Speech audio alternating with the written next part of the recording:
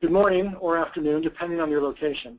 We welcome you to this Veros RiskWire webinar entitled Myth versus Fact, a look behind collateral valuation regulation changes. For those of you not familiar with RiskWire, RiskWire is the educational arm of Veros and was created in 2001 as a publication and newsletter focused on the technology advancements in the mortgage industry. Today we've expanded RiskWire and now include webinars. This is a series of webinars starting today. In consideration to the presenters and to allow us to get through these slides in a timely fashion, all webinar attendees will be in the listen-only mode. However, that doesn't mean we don't look for your contribution. Through your GoToMeeting.com screen, you can submit questions throughout this webinar. We'd encourage you to do that as those questions come up, and we'll take time at the end of this webinar to answer those questions. This is where we insert the necessary legal language, reminding everybody that thoughts and comments expressed in this webinar are opinions and views of these valuation professionals only. And nobody in this webinar speaks for or on behalf of any company, government entity, or regulatory agency. As for introductions, my name is David Rasmussen, and I will be moderating and participating in this discussion today.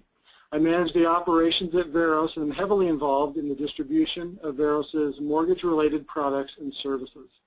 With me today, I have Bill King.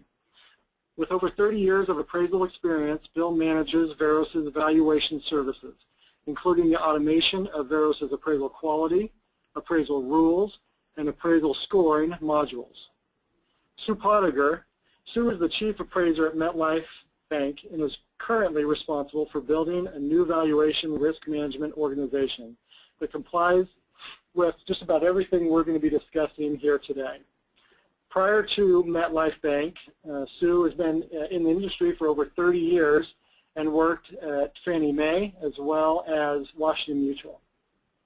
John Forrester. John is the director at Southwest Financial and oversees its national operations of appraisals, desktop valuations, and automated valuation models.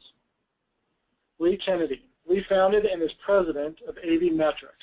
He oversees AV Metrics' AVM model validation, testing, and collateral consulting.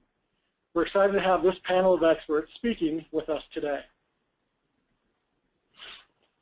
So as you look over the agenda and you identify the first three bullet points, you'll see that the Dodd-Frank Act, the Interagency Appraisal and Evaluation Guidelines, and the Uniform Mortgage Data Program will all be discussed. We plan to spend the first 15 minutes or so talking about these three items at a very high level, realizing that any one of these topics could dominate a multi-hour webinar in and of itself. Again, the idea is to keep the description of these just at a high level, just to provide a backdrop, and then get into a few myths and facts concerning these items, and specifically the interpretations that we've been hearing in the marketplace, and trying to use this panel of experts to clarify some of the misunderstandings in association with these issues. So after the brief summary, we'll jump into the myths and facts, talk a little bit about what's next, and as mentioned before, get into the questions and answers. So that should do it for the administrative portion of the webinar, and that will allow us to get into the specific topics. So the first screen here is you look at this timeline. This represents the last 3 to 4 years of recent legislation requirements and guidance. It's important to note that appraisal independence specifically has been addressed in almost every meaningful appraisal regulatory communication since FIREA in 1989. Some examples of that, not shown here, are OCC bulletins in 2003 and 2005. As you look at this timeline, please consider the significant amount of activity within the last 2 years. And the last 2 years, really, since it's basically 2007 or so, with the mortgage meltdown, the regulators, agencies, and investors were compelled to further refine and expand appraisal policy. The HVCC brought sharp focus specifically to appraisal independence, and each subsequent regulatory change was an evolution of focus on the appraisal process. HVCC evolved into Dodd-Frank. Dodd-Frank evolved into the interim final rule.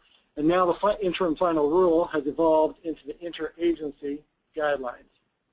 Meanwhile, the GSE, starting with Fannie Mae back in 2009, announced the implementation of the Collateral Data Delivery System, which was the first requirement for electronic appraisal submission. Freddie Mac, jointly with Fannie Mae, announced the Uniform Mortgage Data Program, the UMDP, creating the GSE requirement that all GSE loans must have an appraisal electronically submitted into the Uniform Collateral Data Portal, the UCDP, and we're going to spend a little more time specifically talking about the UCDP in a few slides to come. This UMDP, the Uniform Mortgage Data Program, was kicked off and announced in 2010.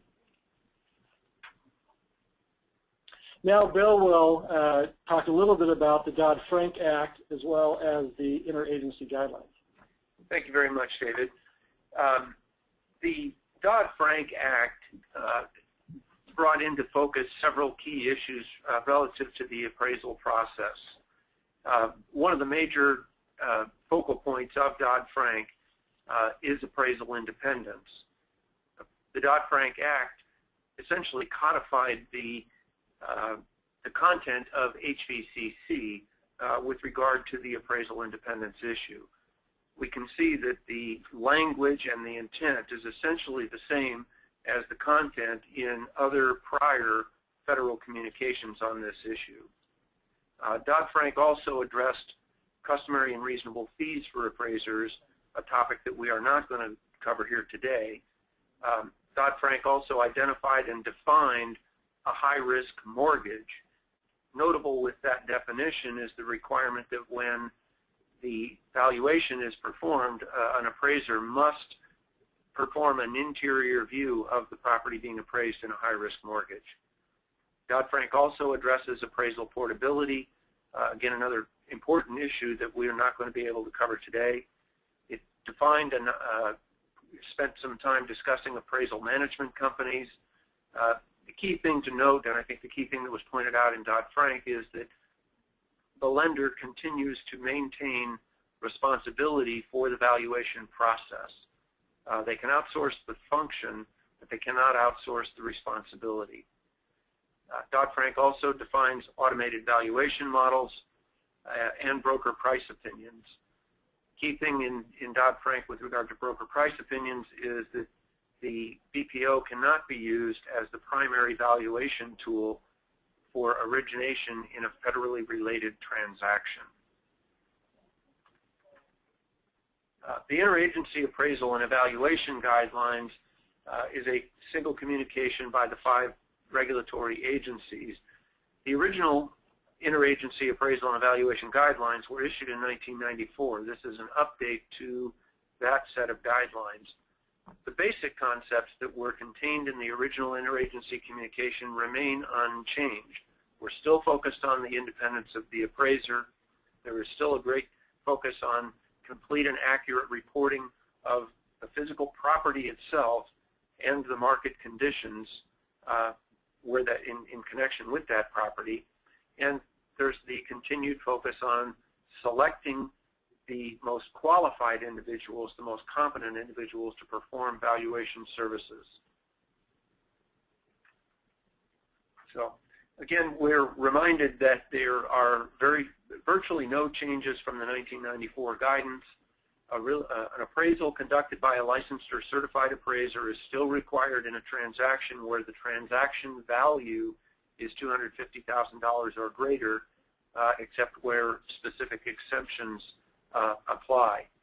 And again, you can see that the minimum appraisal standards listed here are exactly those that were listed in the 1994 interagency guidelines. The key difference here is that the newly issued guidelines contain considerable more comment and discussion about each of these particular points.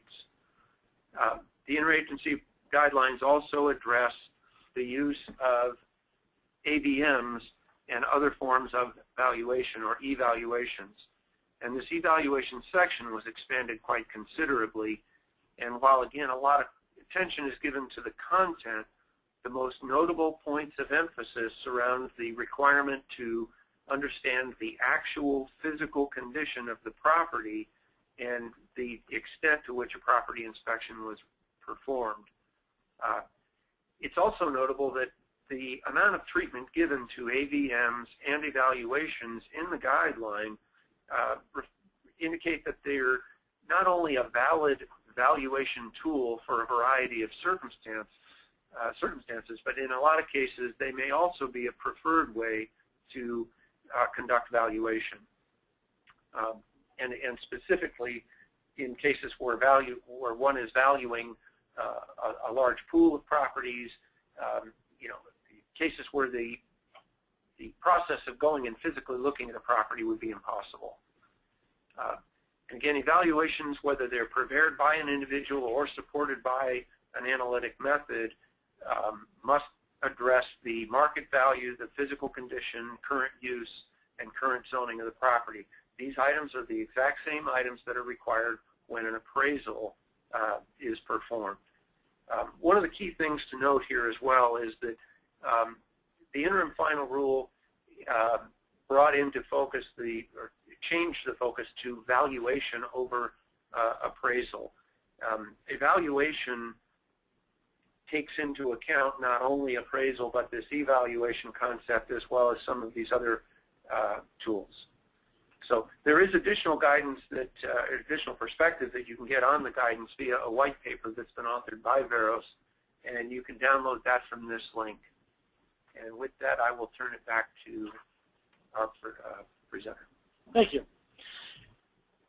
And it's my turn now to talk a little bit more about UMDP. So as you look over this slide, this slide specifically identifies the components that make up UMDP.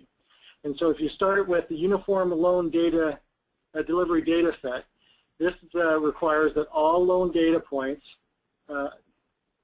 this identifies all the data points required to be in loan delivery. The Uniform Appraisal Data Set identifies all fields required for a complete appraisal, standardized definitions, and responses for a key subset field. The Uniform Collateral Data Portal, the UCDP, is a single portal for electronic submission of appraisal data to the GSEs. Now, what does this mean? This means in UCDP that lenders will be required to deliver electronic appraisal data through the UCDP for all conventional loans delivered to either Fannie Mae or Freddie Mac. Now, there's multiple avenues to submit these appraisals into the UCDP. One's an easy-to-use website, which will allow the user, the lender, to upload the appraisal on a one-off basis up into the UCDP website. The other approach would be a vendor-provided solution, such as Veros has integrations into the UCDP, a direct system integration into the UCDP. A third would be a direct system-to-system integration, and that would be at the requirements designed by the GSEs. Appraisal report forms and all conventional mortgage loans must be delivered into the UCDP as of March 19, 2012, which takes us into the next slide, which is another timeline. So